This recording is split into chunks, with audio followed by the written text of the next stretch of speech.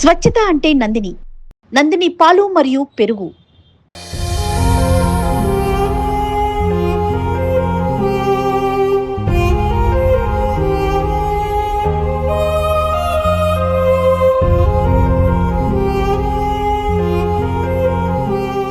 మధుసూదన్ కుటుంబాన్ని పరామర్శించారు కావాలి ఎక్స్ఎమ్మెల్యే ప్రతాప్ రెడ్డి గారు. సార్ నమస్తే. చాలా బాధాకరమైన విషయం, ఎవరో కూడా అసలు ఇటువంటి ఘటన జరిగిద్దని ఊహించలేదు. మీరు తల్లిదండ్రులతో మాట్లాడారు కదా, వాళ్ళ ఆరోగ్యం కూడా బాగాలేదంటున్నారు.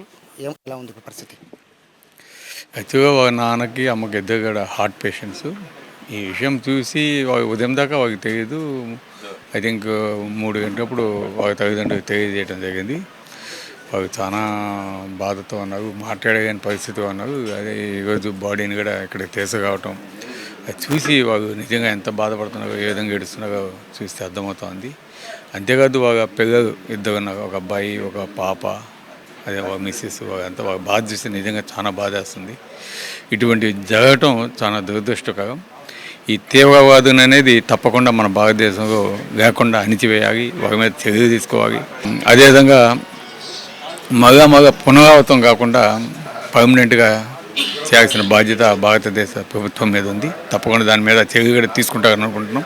ఎందుకంటే ఆల్రెడీ మీటింగ్స్ అన్నీ ఇక్కడ జరిగినాయి కాబట్టి. అదేవిధంగా కుటుంబానికి కూడా ప్రగాఢ సానుభూతి ధైర్యాన్ని వారిని మేము మనసాగా కోరుకుంటున్నాం. అన్ని విధాలుగా భారతదేశ ప్రభుత్వం, అదే మన ఆంధ్రప్రదేశ్ ప్రభుత్వం అందరూ కూడా ఆ కుటుంబానికి అండగా ఉండాలి.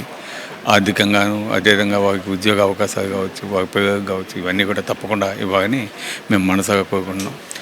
ఈ కుటుంబానికి మీకు పరిచయం ఉన్నట్టుగా కూడా తెలుస్తుంది, మీకు వీళ్ళ సన్నిహితం కూడా. ఇప్పుడు వస్తుంటే ఈ ఎదురుగా ఉండే హౌస్ కూడా నా క్లాస్మేట్ ఇక్కడికి వచ్చినప్పుడు ఇప్పుడు పలకరిస్తూ ఉంటారు.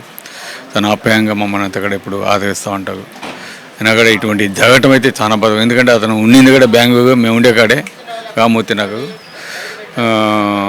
ఈ గత 5 రోజుల కిందట కూడా ఇక్కడే ఉన్నాడు కావాలి, నేను వచ్చినప్పుడు కూడా. అనుకున్న పరిస్థితిగా పోవటం, విహాగాతో పోవటం, ఈ దుర్ఘటన జరగటం చాలా బాధాకరంగా కూడా తెలియజేస్తున్నాం.